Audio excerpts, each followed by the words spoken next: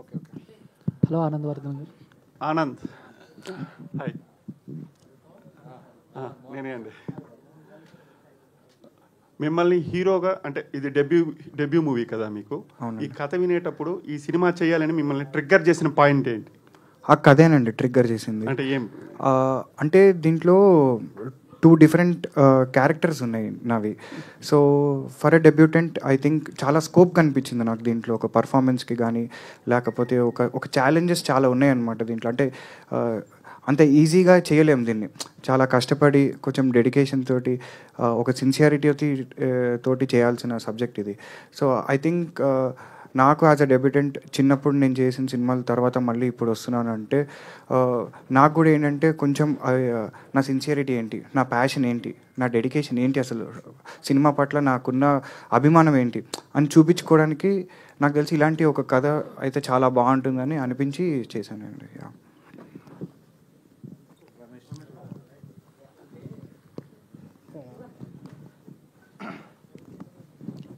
అంటే మీరు చాలామంది స్టార్స్కి చైల్డ్ ఇదిగా చేశారు కదా రోల్. అవునండి. మీరు ఎందుకు ఇంత లో ప్రొఫైల్లో సినిమాని రిలీజ్ చేయాలని అనుకున్నారు? నేను అనుకోలేదండి. సో అదేంటంటే అలా జరిగిపోయింది బేసిక్గా. ఇది ఎవడు కావాలని లో ప్రొఫైల్ మెయింటైన్ చేసి సినిమా రిలీజ్ చేద్దామని ఎవడు అనుకోడు. ఇంత కష్టపడి సినిమా చేసినందుకు ఖచ్చితంగా జనాలకి తెలియాలి అనే ఉద్దేశంతో తీస్తారు. ఈ రోజుకి ఇప్పటికీ మా ఉద్దేశం కూడా అదే. ఇది ఇంకా రీచ్ అవ్వాల్సిన ఆడియన్స్కి ఇంకా రీచ్ అవ్వట్లేదు అనే బాధలోనే ఉన్నాం మేము. సో ఐ థింక్ మేబీ ఎక్కడో మిస్టేక్ అయితే జరిగింది డెఫినెట్గా. బట్ మిస్టేక్స్ గురించి మాట్లాడుకుంటూ కూడా కూర్చోలేము. మన ముందర ఉన్న వర్క్ ఏంటి, ఏం చేయాలి దానికి అనేది మాత్రమే ఆలోచించుకోగలుగుతాం. సో ఆ రకంగా ఇంకా February 14th వరకు మా సాయశక్తిలో ప్రయత్నిస్తూనే ఉంటాం దీన్ని జనాల దగ్గరికి తీసుకెళ్ళడానికి. సో అదైతే ఉందండి. సో డైరెక్టర్ గారు, అంటే పర్టికులర్గా ఆనంద్ గారిని మీ కథకి ఎంచుకోవడానికి రీజన్ ఏంటి? అంటే ఇట్లాంటి కథ ఎందుకో అది ఒక డెస్టినీ అని చెప్పొచ్చు అండి. తనకి చెప్పిన వెంటనే టైం పట్టింది. బట్ ఫుల్ నెరేషన్ విన్న తర్వాత తను చూపించిన ఎక్సైట్మెంట్, ఆ 2 క్యారెక్టర్స్ చేయడానికి అంటే ఇంకా ఫిక్స్ కూడా అవ్వలేదు. ఫుల్ స్టోరీ చెప్పిన తర్వాతే తను వర్కౌట్ స్టార్ట్ చేశాడు. అంటే నాకు ఆల్మోస్ట్ ఇంకో క్యారెక్టర్ ఉంది కదండి, దానికోసం 15 kgs తగ్గి 17 yearsలా కనిపించాలి. దానికోసం ఆల్మోస్ట్ ఒక 2 monthsకే నాకు డిఫరెన్స్ చూపించేశాడు, ఇంకా టేక్ ఆఫ్ అవ్వకముందే. సో తన కమిట్మెంట్ అది చూసి ఫిక్స్ అయిపోయాను. సార్ డైరెక్టర్ గారు ఇక్కడ సార్ ఇది స్లీప్ వాక్ అనేది మనం చూసాం చాలా చోట్ల. స్లీప్ యాప్నియా లాంటి డిసీజులు ఉన్నాయి. రిఫైన్ వెంకిల్ లాంటి స్టోరీస్లో 20 years పాటు నిద్రపోయి లేవటం చూసాం. మీరు చెప్పే స్టోరీలో ఏంటిది, దానికి ఇన్స్పిరేషన్ ఏంటి, అసలు ఏంటి అది స్లీప్ గురించి ప్రత్యేకంగా మీరు మెన్షన్ చేశారు దీంట్లో? అంటే స్లీప్లోకి వెళ్ళిపోయిన తర్వాత ఇంకేమీ ఉండదు అనుకుంటాం. యాక్చువల్లీ అదొక యాంగిల్, జనరల్గా మనకు తెలిసిన యాంగిల్, ఒక డైమెన్షన్. బట్ చాలా ఉంటుంది, మనం ఎంత ఎక్స్ప్లోర్ చేయగలిగితే అంత ఉంటుంది, చాలా బ్యూటిఫుల్గా ఉంటుంది. సో వాటిని మనం ఏదో హర్రర్గానో లేకపోతే మన ప్రెజర్స్తోనో ఎక్కడో మాస్క్ చేస్తున్నాం యాక్చువల్లీ మనకున్న పరిస్థితులకి. Even first of all proper స్లీపే ఉండట్లా, ఆ తర్వాత దాన్ని ఇంకేం ఎంజాయ్ చేస్తాం. సో ఇలాంటి ఆలోచనల నుంచి వచ్చిందే ఈ థాట్. అంటే ఒక సైన్స్ సంబంధించిన అంశాన్ని ఒక లవ్ స్టోరీకి లేదండి, ఒక లవ్ స్టోరీ, బ్యూటిఫుల్ స్లీప్, ప్లెజెంట్గా, హ్యాపీగా. అందుకే సాంగ్స్ కూడా మీరు విన్నారు కదా.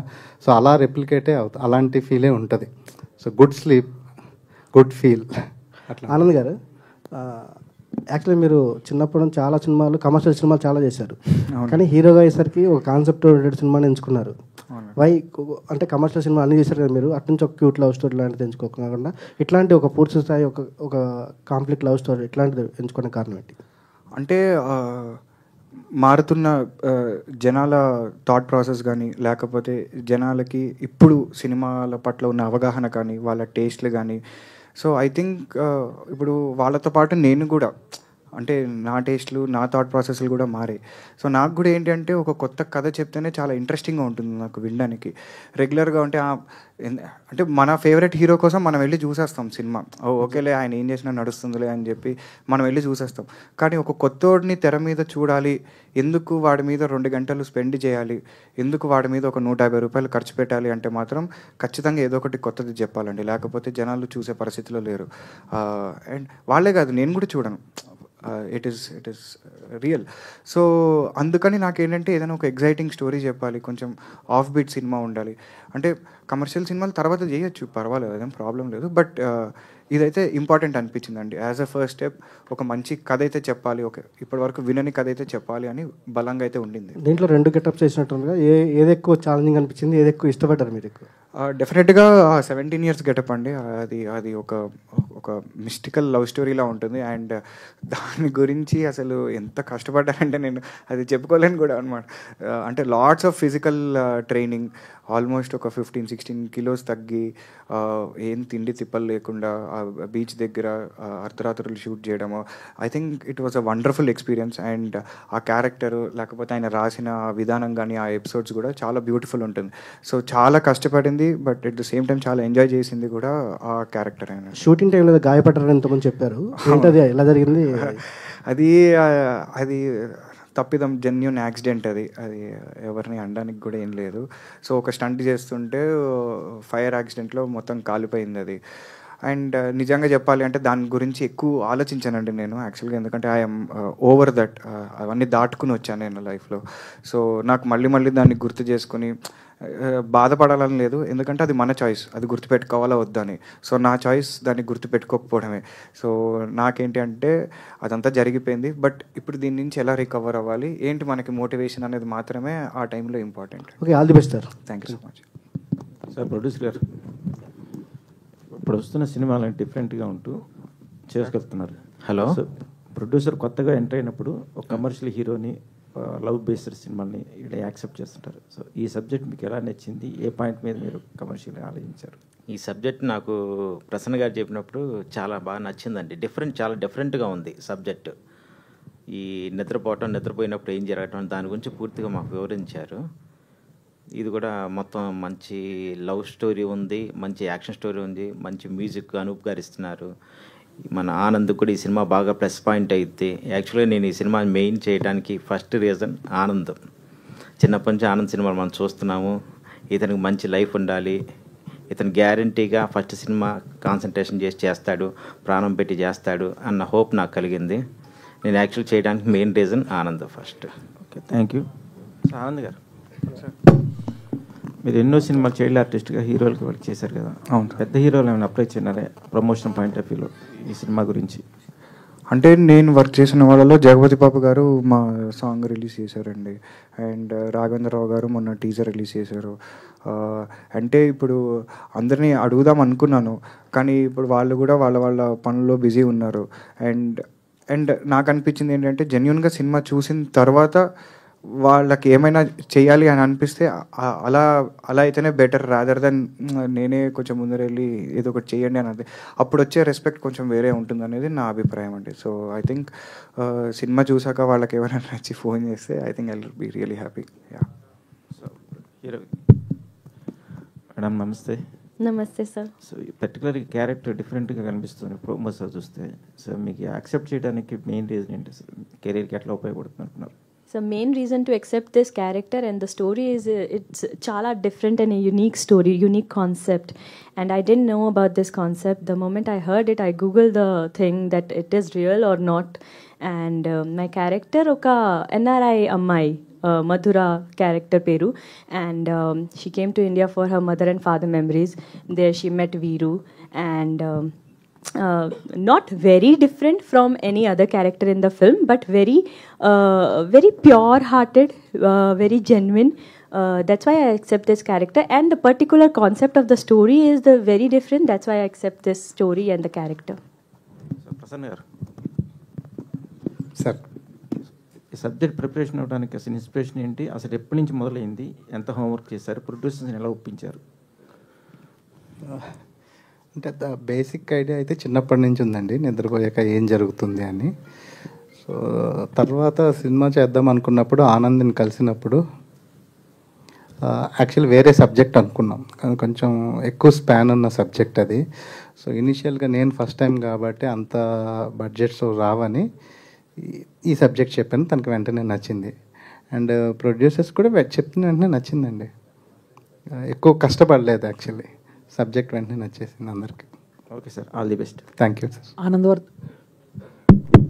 ఆనంద్ గారు, yeah so child artist cum hero and actor అంటే ఈ కాంబినేషన్ ఫ్యూచర్లో సక్సెస్ఫుల్ కాంబినేషన్ అనుకోవచ్చా? ఎందుకంటే కొంతమందికి వర్కౌట్ అయ్యింది చైల్డ్ ఆర్టిస్ట్గా చేసి తర్వాత వాళ్ళు పెద్ద అయిన తర్వాత హీరోలుగా చేసి 1-2, కొంతమంది వర్కౌట్ అయింది, కొంతమందికి వర్కౌట్ అవ్వలేదు.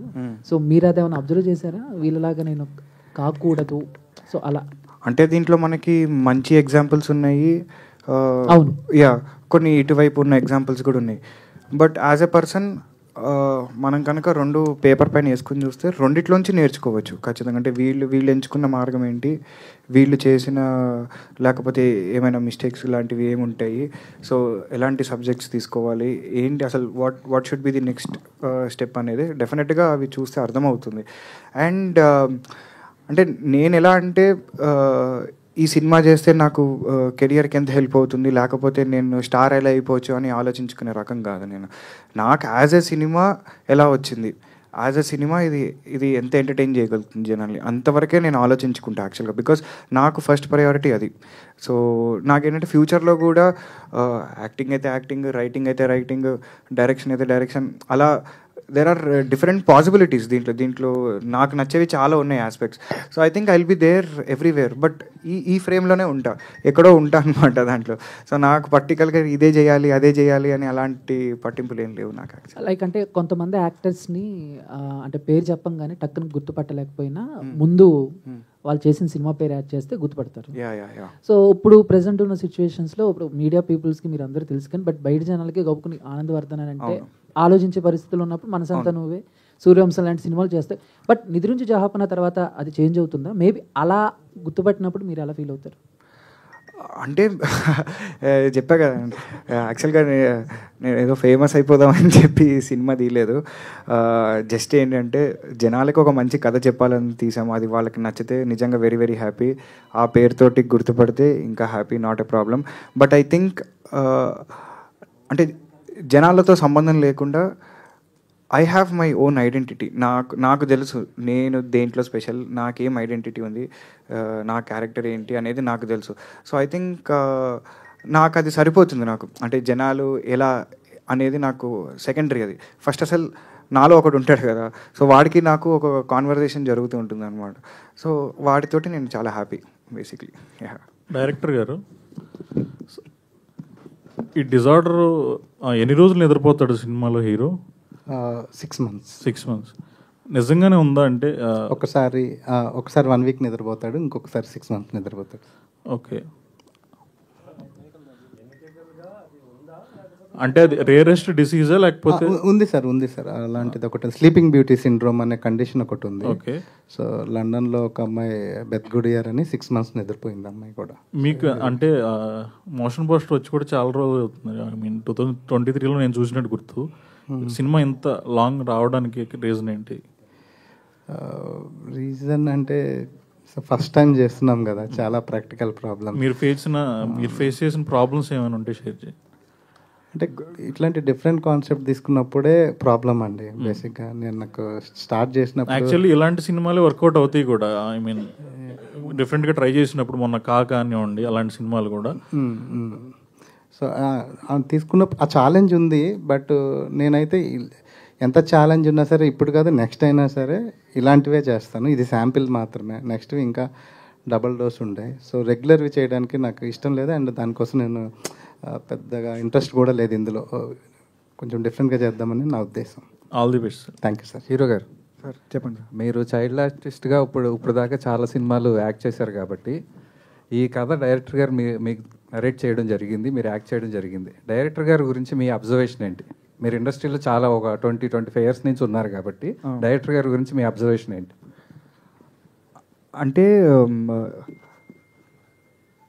ఆయన చాలా ఇప్పుడు ఒక 6వ తరగతి పిల్లాడినో లేకపోతే ఒక 10వ తరగతి పిల్లాడినో ఒక ఇన్నోసెన్స్ ఉన్న ఒక పిల్లాడిని తీసుకొచ్చి మనం ఏదైనా మాట్లాడిపించామనుకోండి, వాడేం ఫిల్టర్ లేకుండా మాట్లాడతాడు. వాడు యూనో వాడి విజన్, వాడి థాట్స్ ఏంటి, అసలు నీకు సినిమా అంటే ఏమి ఇష్టం అంటే వాడు మనసులోంచి మాట్లాడతాడు. సో నాకు తెలిసి మా డైరెక్టర్ గారు అలాంటి ఒక పర్సనాలిటీ, అంటే ఒక ఇన్నోసెన్స్ ఉంటుంది, ఒక జెన్యూనిటీ ఉంటుంది. ఒక ఫిల్టర్ లేని ఒక థాట్ ప్రాసెస్ ఉంటుందన్నమాట. అంటే ఇది ఇలా చేసేద్దాం, అది అలా చేసేద్దాం, అరిచేతిలో స్వర్గం చూపించే రకం కాదనమాట. సో ఈయన ఎలా అంటే వెరీ ప్రాక్టికల్. మన పరిధిలో మనం ఎంత బెస్ట్ చేయగలుగుతాం, యాజ్ ఎ టీమ్ ఏం అచీవ్ చేయగలుగుతాం మనం. సో అలాంటి ఒక క్లారిటీ ఉన్న మనిషి. అండ్ డెఫినెట్గా ఆయనకు వచ్చే ఐడియాలు రెగ్యులర్గా అయితే రావు, ఏదో మడతకాజా ఐటెంలే ఉంటాయి దాంట్లో డెఫినెట్గా 100% అన్నమాట. ఏది నార్మల్గా అయితే రాదు, అది అటు ఇటు గల్లీలు దాటి తిరిగి ఎక్కడికో వస్తుంది అది. సో అది చాలా ఇంట్రెస్టింగ్ అనిపిస్తుంది. అంటే ఆయనతో కాన్వర్జేషన్స్ కానీ డిస్కషన్స్ కానీ అవి చాలా బ్యూటిఫుల్ అనిపిస్తాయి, ఆయనకు వచ్చే థాట్స్ దాని మీద discussions. So I think very very fresh thoughts, very very innovative thoughts. And డెఫినెట్గా ఆయనది స్క్రీన్ ప్లే చాలా చాలా పెద్ద బలం ఆయనకి. And I think he's done a great job with that. Yeah, అది స్క్రీన్ ప్లే అన్నారు కాబట్టి ఇది స్ట్రైట్ నరేషన్ అంటే స్క్రీన్ ప్లే ఏమన్నా చెప్పా కదండి, భర్తకాజా ఏది స్ట్రైట్గా ఉండదు, అటు కొంచెం వస్తుంటుంది, ఇటు కొంచెం వస్తుంది. అంటే ఈ సినిమాలో 2 లవ్ స్టోరీలు అండి, ఒకటి పొద్దున పూట జరుగుతూ ఉంటుంది, ఒకటి రాత్రి పూట జరుగుతూ ఉంటుంది అనమాట. సో ఈ 2 లవ్ స్టోరీల మధ్య సంబంధం ఏంటి అనేదే ఆ స్క్రీన్ ప్లేలో ఒక బ్యూటీ అనమాట. ఆనంద్ గారు, దిస్ ఇస్ ప్రజావాణి. నమస్కారం. 6 months నిద్రపోతే ఏం జరుగుతుంది అని చెప్పేసి చెప్పారు. మోస్ట్లీ ట్రైలర్ చూస్తే కథ ఏంటి అనేది అర్థమైపోతుంది. ఇంకా ఏముంది కొత్తగా చూడాలి అంటే మీకు అర్థమైన కథ సినిమాలో వేరేలాగా అర్థమవుతుందండి. అదే బ్యూటీ, ఈ ట్రైలర్ బ్యూటీ. యాక్చువల్గా కొద్దో గొప్ప లైట్గా అలా హింట్లు ఇచ్చుకుంటూనే వచ్చాం మేము. బట్ డెఫినెట్గా మీరు ఏదైతే ఎలా అయితే దీన్ని అంటే డాట్స్ అన్నీ ఇచ్చాం మీకు, మీరు ఒక లైన్ వేస్తారు కదా, బట్ సినిమా చూసాక అది ఖచ్చితంగా ఒక వేరే లైన్ ఉంటుంది అనమాట, మీరు ఊహించని లైన్ ఒకటి ఉంటుంది. So I think that is the beauty of this trailer. That title చూస్తే 2 విధాలుగా అర్థమవుతుంది. నిద్రించు జహాపనా అంటే నిద్రపోమని చెప్తున్నారా లేకపోతే నిద్రపోతున్నాడు అని చెప్తున్నారా అర్థం కావట్లేదు. నిద్రపోతూ ఉన్నాడు అని చెప్పి అంటే నిద్రించు జహాపన ఏంటి అంటే ఎక్కువగా నిద్రపోకు నువ్వు అనేదే కాన్సెప్ట్ అనమాట. దాని ఆపోజిట్ లైన్ లో కూడా వచ్చింది, నిద్రపోతే నీ కథ అంతే, నీ కథ కంచికే అని చెప్పి ఒక బ్యూటిఫుల్ లైన్ ఉంది. సో ఏంటంటే అతిగా నిద్రపోవడం వల్ల ఏంటి కాంప్లికేషన్ అనేది మా cinema. All the best. Thank you. Anand గారు, హాయ్ అండి. This is Rani from Telugu 70 mm. First of all మీరంటే తెలియని వాళ్ళు ఉండరు. నిజంగానే రామాయణం కూడా మీరు అంత గుర్తుపెట్టుకుని చెప్పగలిగిన వ్యక్తి మీరు. అలాగే ఫస్ట్ మీరు యాక్టింగ్ స్టార్ట్ చేశారు. అండ్ నిద్రించు జహాపనాకి చేసేటప్పుడు అంతకుముందు మీరు చిన్నప్పుడు చైల్డ్ ఆర్టిస్ట్గా చేసినప్పుడు కొన్ని క్యారెక్టర్స్ అనేవి గుర్తుండిపోయాయి.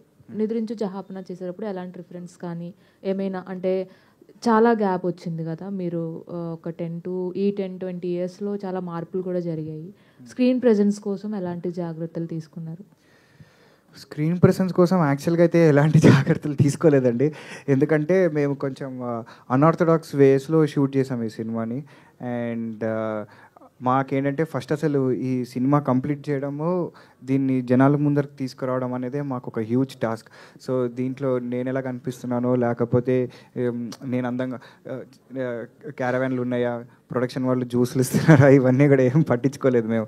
సో ఏంటంటే ఈ కథ చెప్పాలి, ఇది జనాలకు తెలియాలి, ఇది బయటికి రావాలని ఒకే సింగిల్ ఎజెండా తోటి చేసిన సినిమా అండి ఇది.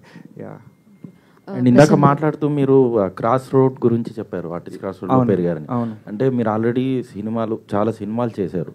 అండ్ మీరు ఆర్టిస్ట్గా అంటే చైల్డ్ ఆర్టిస్ట్గా అందరికీ తెలుసు, సినిమాలు చేస్తూ వచ్చారు. బట్ ఆర్టిస్ట్ క్రాస్ రోడ్లో నేను చాలా వరకు సినిమాలు చూస్తూ వచ్చానని ఇందాక చెప్పారు. అంటే ఏంటి అసలు మీరు ఏం చెప్పాలనుకున్నారు? అంటే సినిమాలు చూసే పద్ధతి 2 రకాలండి. ఒకటి మనం అన్నీ మర్చిపోయి ఒక 2 గంటలు సినిమా చూడడం ఒక పద్ధతి, లేదా అలా టీవీలో వస్తుంటే మధ్యలో అటు వెళ్ళి బ్రేక్ఫాస్ట్ చేసి లేకపోతే ల్యాప్టాప్ చూసుకుంటూ ఓకే పాటలు వస్తే ఫాస్ట్ ఫార్వర్డ్ చేసేసి ఒక 2 గంటలు ఉన్న సినిమాని 1 గంటలో చూడడం అనేది ఇంకొక పద్ధతి. సో నాకేంటి అంటే చిన్నప్పటి నుంచి ఆర్టీసీ క్రాస్ రోడ్లో పెరిగి వచ్చిన ప్రతి సినిమా అప్పటికి ఇంకా టీవీలో ఏంటి ఎప్పుడో 3 నెలలు 4 నెలలు తర్వాత వచ్చేవి సినిమాలు. సో రెండోసారి చూడాలన్నా 3ోసారి చూడాలన్నా మళ్ళీ మనం థియేటర్కి వెళ్ళాలి. అండ్ మాకేంటంటే వెరీ వాకబుల్ డిస్టెన్స్ అనమాట. సో 20 రోజుల తర్వాత 50 రోజులకో అప్పట్లో ఏంటి 100, 150, 175 రోజులు ఆడిన సందర్భాలు ఉన్నాయి సినిమాలు. ఏడాది పాటు కూడా ఆడిన సందర్భాలు. సో ఎప్పుడు పడితే అప్పుడు థియేటర్కి వెళ్ళడం, ఎప్పుడు పడితే అంటే అక్కడ వచ్చే సౌండ్, ఆ పెద్ద స్క్రీన్ మీద కనిపించడం, జనాల గోల, హోరు, ఒక జోకుకి అందరూ నవ్వుకోవడం. సో యాజ్ అన్ ఎక్స్పీరియన్స్ నాకు ఇది చాలా బాగా అనిపించేది అనమాట. అంటే నా జీవితంలో ఆ 2 గంటలు నా బెస్ట్ టైం. అన్నీ మర్చిపోయి చూసుకునేవాడు అనమాట. సో అరే నాకు అప్పుడప్పుడు వచ్చే బాధ ఏంటంటే ఎందుకు జనాలు ఇలాంటి ఎక్స్పీరియన్స్ పొందట్లేదు, అంటే ఇంతకంటే ఎంటర్టైన్మెంట్ ఇంకేమైనా ఉందా వాళ్ళకి? ఈ ఒక 2 గంటలు సాలిడ్గా ఇలాంటి ఒక ఎంటర్టైన్మెంట్ ఉంటుంది కదా. అంటే సినిమా నచ్చినా నచ్చకపోయినా ఎంటర్టైన్మెంట్ అయితే ఉంటుంది థియేటర్లో డెఫినెట్గా. నువ్వు సినిమా నచ్చకపోతే నువ్వు జోకులు వేసుకుంటావు, నచ్చితే వాడు వేసిన జోకుకి నవ్వుకుంటావు, అంతే తేడా తప్పితే. బట్ ఎంటర్టైన్మెంట్ అయితే ఉంటుంది అక్కడ. సో ఎందుకు ఈ ఎంటర్టైన్మెంట్ని వదిలేసి ఫోన్లు చూసుకుంటునో లేకపోతే వేరే వేరే ఫార్మ్స్ ఆఫ్ అంటే దానికి వెళ్ళిపోతున్నారు ఎందుకని ఒక చిన్న బాధతోటి చెప్పిన మాట అండి అది. అంటే ఐ రియలీ వాంట్, నా సినిమాకో ఈ సినిమాకో అని కాదు, I really want everybody to come to all the movies. చూడాలి అవి, థియేటర్కి వచ్చి చూస్తేనే అంటే దీంట్లో ఎంతో కష్టం ఉంటుంది, ఎంతోమంది పని చేస్తేనే అది అక్కడికి వస్తుంది. So just as a respect ఒకసారి చాలా చూడండి, అన్నీ మర్చిపోతారు మీరు. ప్రసన్న గారు హాయ్ అండి. నిద్రించు జహాపన అనేది ఒక డిఫరెంట్ కాన్సెప్ట్తో రాబోతున్నారు. స్క్రీన్ ప్లే విషయంలో కూడా అంతే జాగ్రత్తగా ఉండాలి ఒక డిఫరెంట్ కాన్సెప్ట్ చెప్పేటప్పుడు. అండ్ ఈ స్టోరీ కోసం వై ఆనంద్ వర్ధన్ అంటే ఏం చెప్తారు? అంటే నా వరకు, నా పరిధికి నాకు తెలిసినంత వరకు ఇంకెవరు చేయలేరండి. పిక్ అంటే 2 క్యారెక్టర్లు ఒకళ్ళు అయితే తను చేయకపోతే నాకు తెలిసి ఈ సబ్జెక్ట్ కష్టం. ఇంకా ఆనంద్ గారు దిస్ ఈజ్ ఉమా. యా, మీరు సూపర్ యాక్టర్, ఎవరు చెప్పాల్సిన అవసరం లేదు, ఇన్ని మూవీస్ చూస్తూనే ఉన్నాము.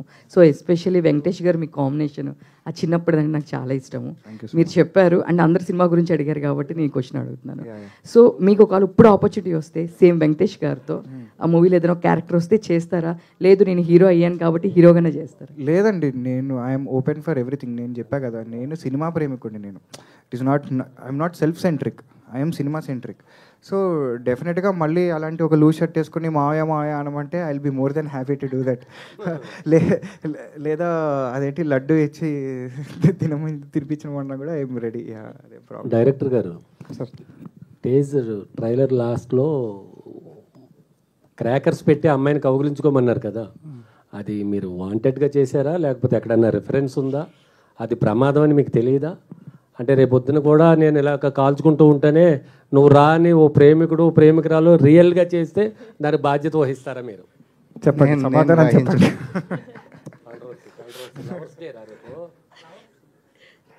చెప్పండి. నేను బాధ్యత అయితే వహించనండి. డైరెక్టర్ గారు యాక్చువల్లీ చెప్పండి, రిఫరెన్స్ ఎక్కడ నుంచి తీసుకున్నారా, ఎక్కడన్నా చూసారా అలాగా? అలాంటిది ఒక సాంగ్లో చూశానండి యాక్చువల్లీ. సో చూసి చాలా బాగా అనిపిస్తుంది, మంచిగా అనిపించి చేశాను యాక్చువల్లీ. ఒక పీక్ మూమెంట్లో కావాల్సిన ఒక సీన్ యాక్చువల్లీ అది ఆ స్టోరీకి చాలా స్పెషాలిటీ ఉందండి. 17 years క్యారెక్టర్ ఉంది ఏదైతే ఉందో ఆ స్టోరీ చాలా చాలా బాగుంటుంది యాక్చువల్లీ. సో ఆ స్టోరీ ఒక హాంటింగ్ టచ్ తోటి ఎండ్ అవ్వాలి. నాకు పీక్ మూమెంట్ కావాలన్నప్పుడు ఒక సాంగ్ చూసాను, నచ్చి అలా ట్రై చేసాం. అంటే 6 నెలలు నిద్రపోతాడు, నెల నిద్రపోతాడు అనేది మనం హిస్టారికల్లో విన్నాం. కుంభకర్ణుడు నిద్రపోతే లేవడానికి చాలా టైం పడుతుంది, అది రిఫరెన్సా లేకపోతే రియల్గా ఇదో డిసీజ్ ఉందని చెప్పారు? లేదండి, ఫస్ట్ బేసిక్గా నిద్ర మీద నాకు ఉంది, చిన్నప్పటి నుంచి ఉంది. నిద్ర మీద అసలు నిద్రపోయాక ఏం జరుగుతుంది అనే క్యూరియాసిటీ ఫస్ట్ నుంచి ఉంది నాకు. దీన్ని సబ్జెక్ట్గా తనకు ఆనంద్కి చెప్పినప్పుడు టూ ఎక్స్పెరిమెంట్గా అనిపిస్తుందండి. నాకు ఫస్ట్ సినిమా కష్టం ఇలాంటిది అన్నారు. అది కూడా కొంచెం నాకు ఛాలెంజింగ్గా అనిపించింది. ఎందుకు కష్టము అని చెప్పి నేను ఫుల్ స్క్రిప్ట్ నరేట్ చేశాను. ఆ ప్రాసెస్లో మీరు అన్నట్టు మిగతా అంత రీసెర్చ్. డైరెక్టర్ గారు యాక్చువల్లీ ఇదే కాన్సెప్ట్ మీద ఆల్రెడీ విశాల్ గారిది ఇంద్రుడు మూవీ వచ్చింది. సో దాని నుంచి ఇది ఎంతవరకు డిఫరెంట్గా ఉండబోతోంది? అండ్ మోర్ ఓవర్ ఈ మూవీలో అను రూబెన్స్ గారిని ఆయన ఎప్పుడు దీంట్లోకి వచ్చినారు అండ్ ఆయన ఇది ఎంతవరకు అంటే లైక్ అను రూబెన్స్ గారి పాత్ర ఎంతవరకు అంటే లైక్ మ్యూజిక్ ఎంతవరకు మెస్మరైజ్ చేయబోతోంది ఈ మూవీకి? ఫస్ట్ క్వశ్చన్ ఒకసారి చెప్పరా? ఆయన బ్లాంక్ ఎక్స్ప్రెషన్ చూసి అనుకున్నా, రెండో క్వశ్చన్ ఫస్ట్ క్వశ్చన్ మర్చిపోయాను. సారీ ఫస్ట్ క్వశ్చన్ ఏంటో ఒకసారి ఇంద్రుడు మూవీ ఉంది కదా, సంబంధం ఉన్న అస్సలు అంటే ఎంతవరకు డిఫరెంట్గా ఉండబోతోంది? కంప్లీట్ అండి, కంప్లీట్ డిఫరెంట్. ఎక్కడ ఉండదండి ఇలాంటి పాయింట్, ఎక్కడ ఉండదు. వెరీ కాంప్లికేటెడ్ ఐడియా ఇది. సో బేసిక్ ఐడియా, కానీ దాన్ని చాలా స్మూత్గా నీట్గా చిన్నపిల్లడికి కూడా అర్థమయ్యే ఫార్మాట్లో అండ్ ఎక్సైటింగ్ స్క్రీన్ ప్లేతో చెప్పాను. మార్నింగ్ అదే తను డే అయితే ఒక లుక్లో ఉంటాడు, ఆ బేర్డ్ లుక్లో ఉంటాడు, ఒక అమ్మాయితో ఉంటాడు రోషిని. సో డే నైట్ అయ్యేసరికి చందమామలాగా నవమి అని ఇంకొక అమ్మాయి వస్తుంది. సో అతను అప్పుడు ట్రాన్సిషన్ 17 years లుక్లో ఉంటాడు. సో ఈ ఎక్స్పీరియన్స్ అంతా చాలా బాగుంటుంది యాక్చువల్గా. స్క్రీన్ ప్లే చాలా ఇంట్రెస్టింగ్గా ఎక్సైటింగ్గా ఉంటుంది. సో కొంచెం కాంప్లికేటెడ్ ఇలాంటి లైన్ చెప్పటం, బట్ రిస్క్ తీసుకోవాలి కదండి. సో సింపుల్గా చెప్పటం నాకు ఇష్టం లేదు, తనకు కూడా సింపుల్ సబ్జెక్ట్ చేయటం ఇష్టం లేదు. అనూప్ గారు మ్యూజిక్ సెకండ్ అనూప్ గారు అంటే చాలా మేజర్ పోర్షన్ ఆయనకే ఇవ్వాలండి. ఎందుకంటే ఇలాంటి సబ్జెక్ట్స్కి ఒక డిఫరెంట్ పాయింట్ని లవ్ స్టోరీతోని చెప్పడం అంటే చాలా పెద్ద టాస్క్. దానికి ఆయన చాలా ఈజీ చేశారు విత్ హిజ్ మ్యూజిక్. అండ్ ఇంకోటి మేము ఇందాక ఆనంద్ చెప్పినట్టు చాలా అంటే రఫ్ ఫార్మాట్లో షూట్ చేసాం. యాక్చువల్లీ మాకు సమ్మర్లో, ఎక్స్ట్రీమ్ సమ్మర్లో చేయాల్సి వచ్చింది. సో దాన్ని అంతటి కొంచెం ఫుటేజ్ అటున్నా ఇటున్నా ఏమున్నా, ఒకటి కథ ధైర్యం, రెండు అనూప్ సార్ మ్యూజిక్ చాలా మనసు పెట్టి ఎప్పుడు అంటే చాలా సందర్భాల్లో తెల్లవారులు 3-4 వరకు కూర్చున్నాం. అలాంటి సందర్భాలు కూడా ఉన్నాయి. అంత వర్క్ చేసాం. లొకేషన్స్ ఎక్కడ షూట్ చేశారు? లొకేషనే ఉందండి, మొత్తం బీచ్ దగ్గరే ఉంటుంది సార్. ఇది మీకు అంటే ఒక బీచ్ దగ్గర నేను ఏం చేయగలను అది కూడా ఛాలెంజ్. అదే ఎక్కడ అని? చీరాల, ప్రకాశం డిస్ట్రిక్ట్ చీరాల. ఇప్పుడు ఇది మీకు మామూలు టైంలో వచ్చిన ఆలోచన అండి, నిద్రలో కళలో వచ్చిన ఆలోచన? సో బేసిక్ పాయింట్ మామూలుగా ఉన్నప్పుడే వచ్చింది, నిద్ర తర్వాత ఏం జరుగుతుందని. ఆ నిద్ర తర్వాత ఏం జరుగుతుందనే మిగతా స్టోరీ అంతా కొంచెం కళ్ళలో కూడా ఉంది, కొంచెం ఐడియాస్ వచ్చినాయి. Okay sir, all the best. Thank you అండి. Thank you so much to all the media and wish all the very best for Nidrinchu Jahapana. Thank you so much.